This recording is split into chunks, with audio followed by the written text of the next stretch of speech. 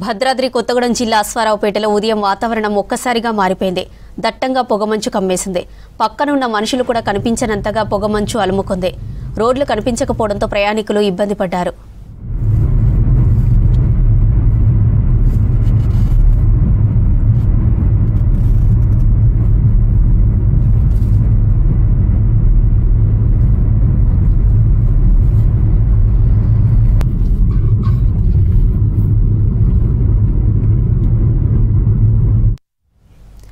ఆకాశం భూమి అంతా ఏకమైందా అన్నట్టు పొగమంచు కమ్మేసింది. ఉదయం 8 గంటలైనా సూర్యుడు కనిపించలేదు. దీంతో చీకటి అలుముకుంది.